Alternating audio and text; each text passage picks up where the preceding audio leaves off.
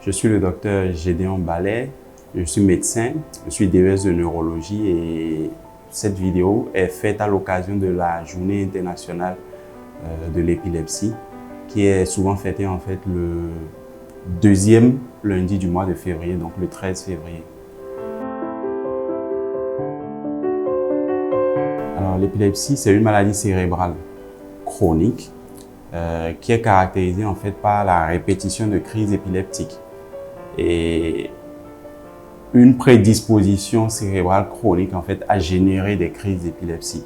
Alors c'est une maladie cérébrale chronique qui, du point de vue clinique, a des signes, a des symptômes et a également en fait des répercussions, donc des conséquences en fait non seulement sur le plan clinique mais également sur le plan social, psychologique et la vie de la personne épileptique en général. Alors, je dois dire que il y a plusieurs possibilités. Alors, devenir épileptique ou l'avoir déjà, parce qu'il y a certaines, en fonction de la cause de l'épilepsie, il y a plusieurs types ou plusieurs formes, si je peux m'exprimer ainsi. Parce qu'il y a des épilepsies en fait avec lesquelles on naît, donc des enfants en fait qui naissent avec des gènes qui sont favorables en fait à la survenue de l'épilepsie. Mais il y a également en fait des épilepsies qui surviennent beaucoup plus tard lorsqu'il y a une lésion, une anomalie en fait qui vient toucher le cerveau. Donc si la question c'est comment devient-on épileptique? On devient épileptique lorsqu'il y a en fait une maladie ou une anomalie en fait qui vient toucher le cerveau et qui l'irrite.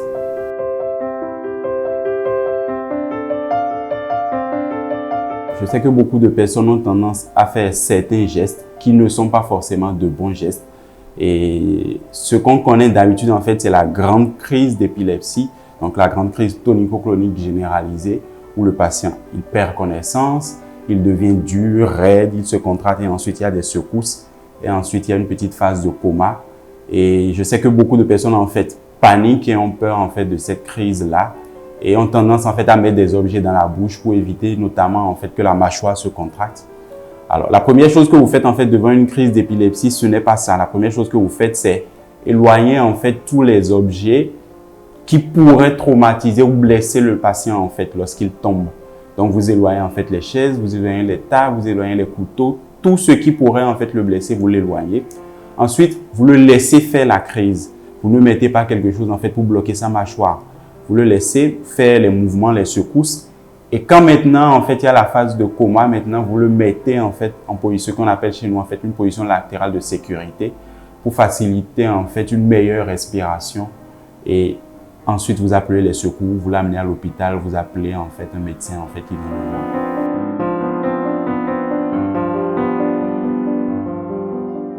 Alors, une journée, rien que pour l'épilepsie, parce que on est en 2023, mais l'épilepsie reste encore une maladie qui est un gros tabou en fait dans la société parce que beaucoup de personnes pensent en fait que c'est une maladie spirituelle, une maladie provoquée avec des connotations très religieuses, des connotations culturelles et tout le monde ne sait pas en fait que l'épilepsie en fait c'est une maladie liée en fait à une atteinte au niveau du cerveau et c'est une maladie en fait qui est encore cachée dans certains villages ou dans certaines, parfois même dans certaines villes du Bénin. Et il faut à tout prix en fait sortir cette maladie de l'ombre parce que une fois bien diagnostiquée, bien traitée, c'est une maladie qui peut disparaître complètement lorsque le suivi est bon.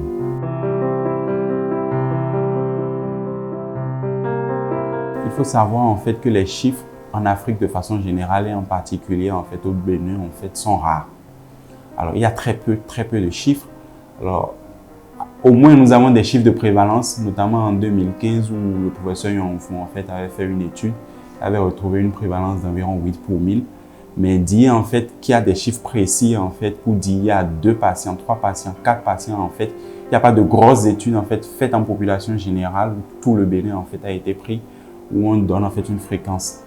Mais disons que dans plusieurs pays, notamment en France, il a été remarqué en fait qu'il y a plus de 400 000 épileptiques par an en population générale.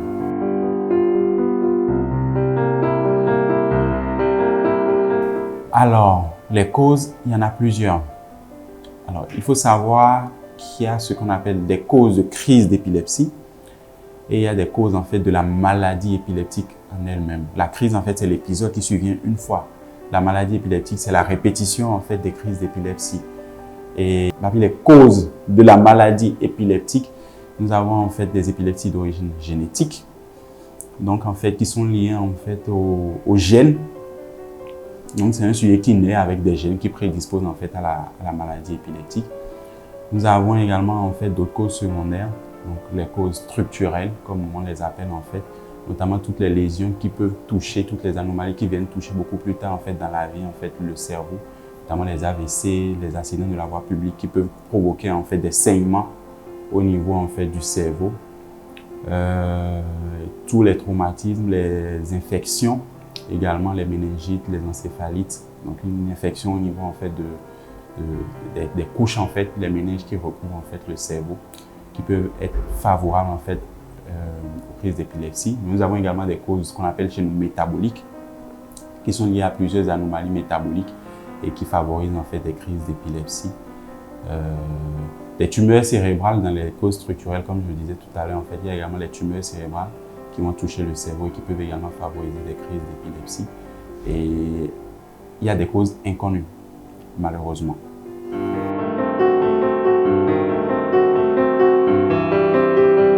Conséquences, alors il y a ce qu'on appelle chez nous plusieurs types de conséquences. Alors il y a les conséquences qui sont liées directement aux crises d'épilepsie ou à la maladie épileptique, donc les conséquences physiques. Comme je vous l'ai dit tout à l'heure, quelqu'un qui fait une crise d'épilepsie peut tomber en fait, il peut se cogner la tête, il peut se blesser, il peut se faire un traumatisme crânien, il va saigner.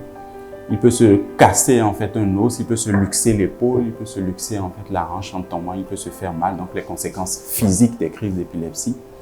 Les conséquences en fait liées en fait au traitement, donc des traitements en fait qui ne sont pas sans effet secondaire et qui sur le long terme, en fonction du type de crise, en fonction en fait du type d'individu, donc que ce soit un homme ou une femme, en fonction du type de médicament que vous prenez également, il peut y avoir des conséquences. Donc on adapte également en fait les traitements en fonction du type de malade, du type de patient en fait qu'on a devant nous et des risques.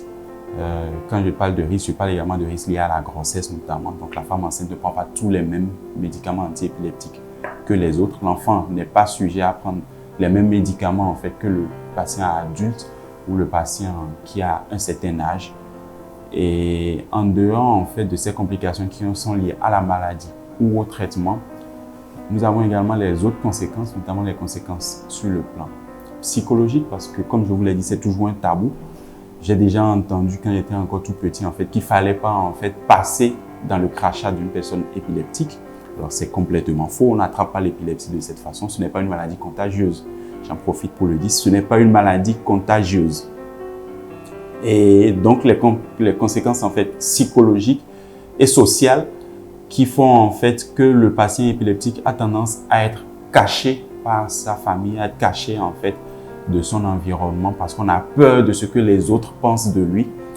Les conséquences en fait religieuses qui rentrent également en fait dans les conséquences un peu sociales parce qu'on pense en fait oui c'est un sort qui a été jeté, il faut le délivrer absolument. Ce n'est pas vrai. Et les conséquences également en fait sur la vie courante de l'enfant épileptique qui parfois en fait a vraiment beaucoup de mal à s'insérer dans la société, mais également à bien se sentir à l'école où tout le monde en fait pose le regard sur lui après sa première crise d'épilepsie en public. Donc voilà un peu ce que je vais dire.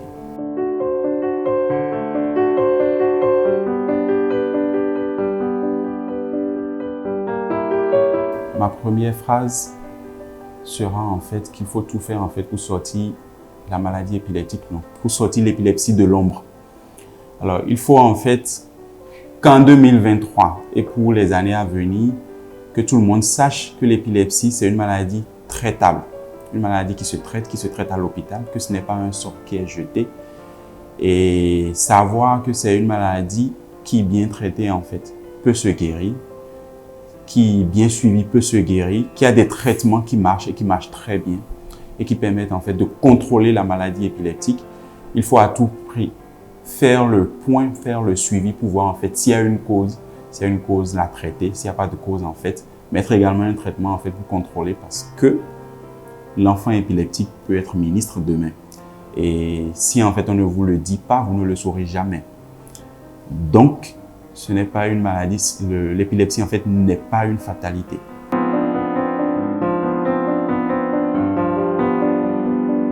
Alors, comme mot de fin, j'aimerais en fait que ce que je vais dire, la ségrégation en fait qui est faite envers les épileptiques s'arrête, parce que l'épilepsie n'est pas une fatalité, je le répète, l'épilepsie est une maladie traitable.